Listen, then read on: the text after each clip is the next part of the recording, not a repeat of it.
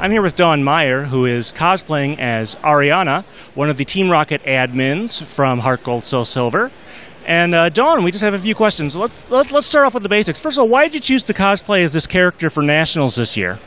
Ariana's been a costume I've had for about 3 years now. And when HeartGold and SoulSilver came out, I'd always loved Team Rocket from the start. They'd always been my favorites. But Ariana, I thought, was a really compelling, really cool character. She was warm and friendly. She wasn't like the other Team Rocket characters you encountered. So I decided to cosplay her because she's the kind of character I'm usually drawn to. All right, well, I'm sure the folks at home are looking forward to finding out how you put all this together. So let's start off with the main dress portion. Did you make that yourself? How much of that is like store-bought, and how much of it did you have to add on? The dress itself is a hand-sewn dress over a just regular turtleneck top that I found at a thrift store. So that's all this hand-sewn. Neat. And you, of course, have the Team Rocket insignia stitched in on there. You actually got someone to help you out with that. Who was that, and what did they have to do? She is a friend of mine that I met through Tumblr, and she actually sells in her Etsy website the patches that she makes for sewing machine. Yeah, that's pretty neat that you can find people online to help you out with the little pieces there. So the next part I want to talk about, the boots there. Those are just standard boots. Where'd you find them?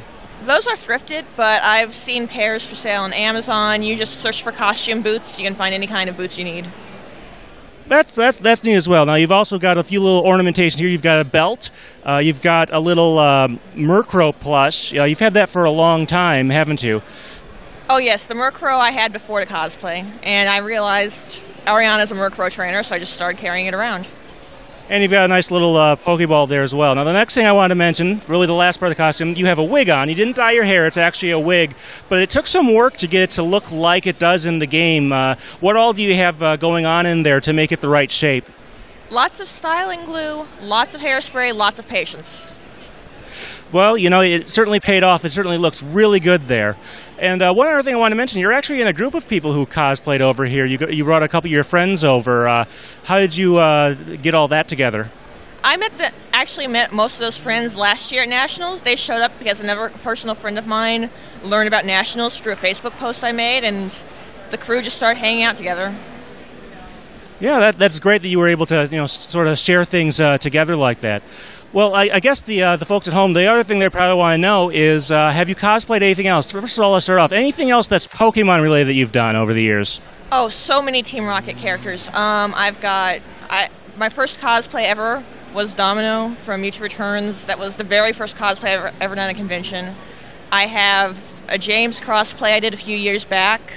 Madam Boss and Miyamoto from the Origin of Mewtwo CD drama.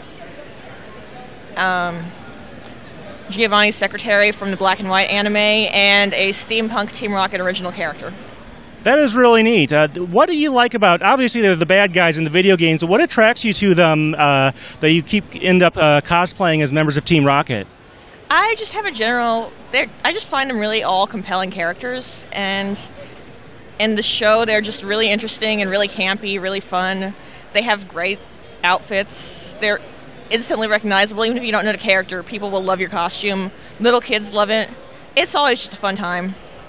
Absolutely. Now, speaking of cosplay, you've cosplayed a few non-Pokemon things. What are those? Oh, just two. Misa Amane from Death Note, and then just a week ago at PopCon, I kind of let my Gemma Simmons cosplay from Agents of S.H.I.E.L.D. loose on the world, and that was a fun time. Great. It's great that you get involved with this and you keep putting new costumes out. That's really neat.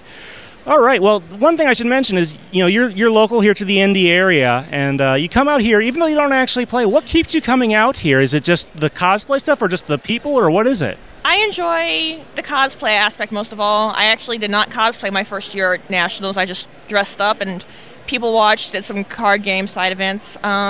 I like the vendor stalls. They almost always have something rare that I've never seen before to buy. I like hanging out with my friends. I'm actually good friends with a few of the serious VGC players, so there's that. And it's just a really fun community atmosphere, and it makes me feel like I belong, so I love the community. Awesome. I always love to hear that. All right, well, thank you very much, Dawn. This has been Stephen Reich from the Indiana Convention Center in Indianapolis, Indiana, at the Pokemon Trading Card and Video Game U.S. Nationals 2015.